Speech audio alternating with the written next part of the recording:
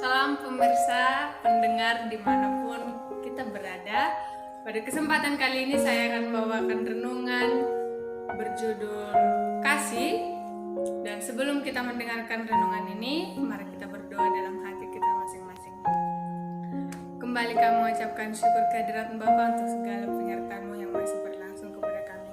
Di sini pun Tuhan, kami akan mendengarkan sebagian dari firman-Mu. Berkati setiap pendengar yang akan mendengarkan firman-Mu ini, kiranya boleh mendapatkan berkat dari firman-Mu ini. Dalam nama Tuhan Yesus kami berdoa, amin. Pada kesempatan kali ini, saya akan membawakan renungan mengenai kasih. Di dalam Efesus 3 ayat 18 mengatakan, "Aku berdoa supaya kamu bersama-sama dengan segala orang kudus dapat memahami betapa lebarnya dan panjangnya dan tingginya dan dalamnya kasih Kristus."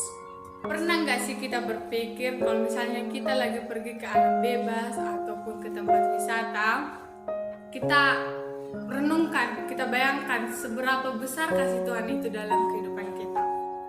Di setiap detiknya, di setiap menitnya, di setiap jam, hari, bulan, bahkan tahun, kasih Tuhan tidak pernah berubah di dalam setiap kehidupan kita. Sungguh kita tidak dapat menghitung betapa lebarnya dan panjangnya dan tingginya dan dalamnya kasih Kristus di dalam setiap kehidupan kita. Banyak cerita tentang cinta kasih yang ada di dunia ini yang tidak dapat mengalahkan cerita cinta kasih Tuhan yang Tuhan telah berikan kepada kita. Salah satunya itu cerita mengenai Romeo dan Juliet, atau juga bisa dibilang mengenai cerita si Rose atau si Jack. Saya pribadi nggak pernah menonton itu atau mengetahui mengenai cerita Romeo atau Juliet itu, tapi saya pernah menonton cerita Rose and Jack.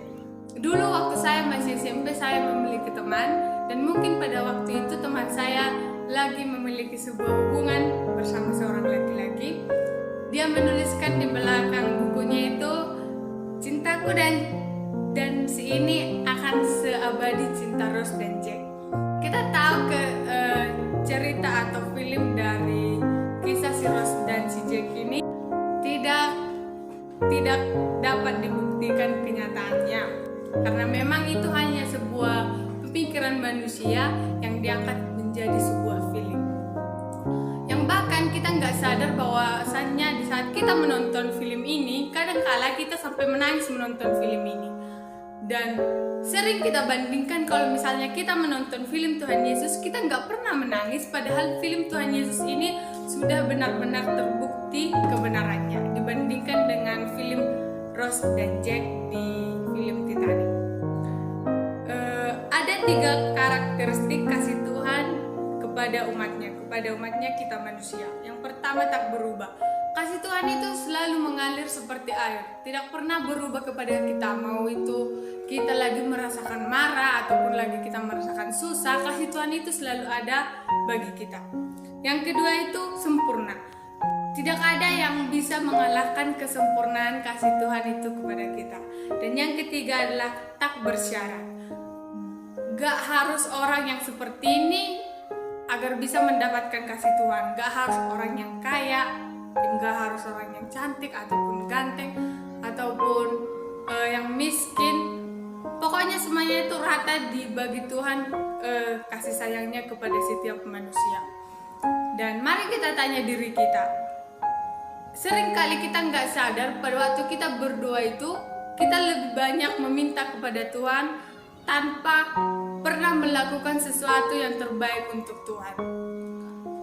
Dan saya berharap melalui khotbah saya pada saat ini boleh membawa perubahan dalam setiap kehidupan kita, supaya kita lebih lagi mengasihi Tuhan, karena Tuhan sangat-sangat mengasihi kita.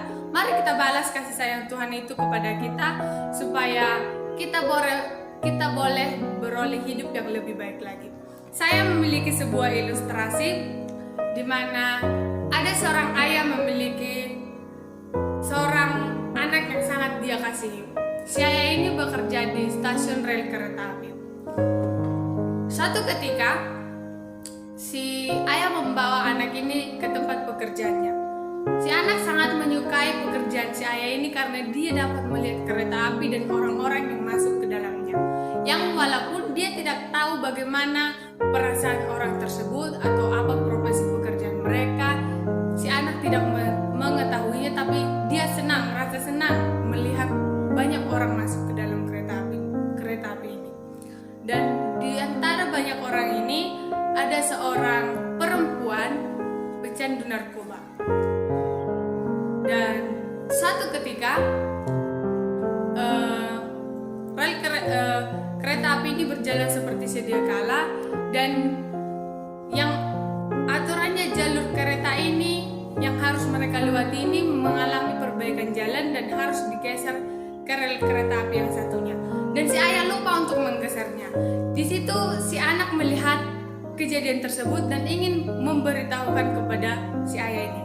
Dan karena sudah si anak terburu-buru untuk menjumpai sang ayah, dia sampai tidak melihat jalannya dan dia terjatuh ke dalam lubang.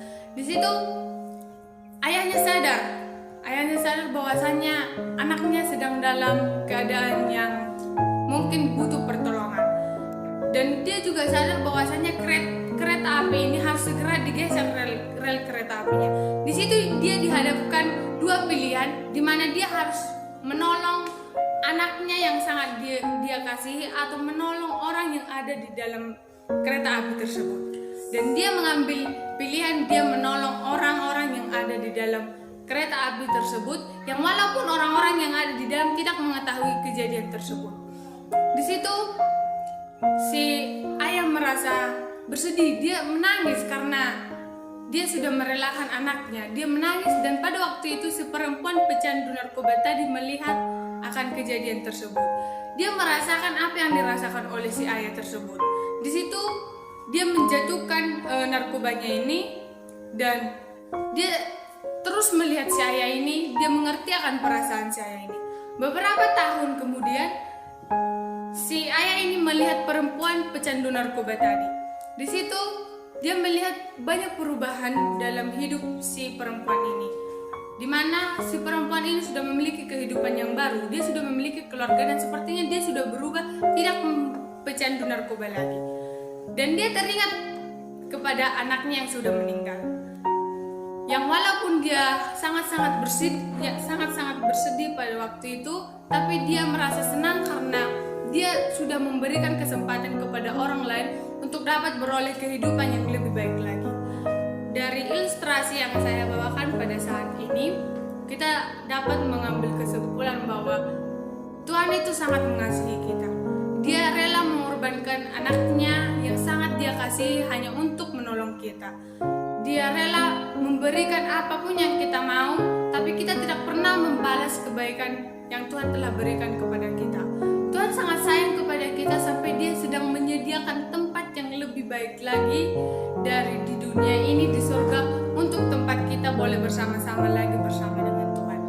Saya bawa dalam nama Tuhan Yesus, semoga renungan kali ini boleh bermanfaat untuk kehidupan kita, boleh membawa perubahan juga dalam setiap kehidupan kita. Amin. Untuk menutup renungan ini, mari kita berdoa. Tuhan, terima kasih untuk renungan singkat yang sudah kami dengarkan. Kiranya renungan ini boleh membawa perubahan bagi setiap pendengar dimanapun mereka berada, supaya lebih dekat lagi kepada Tuhan, supaya lebih dapat membalas kebaikan Tuhan yang telah Tuhan berikan kepada kami semua. Berkati kami Bapa sepanjang hari pekerjaan kami di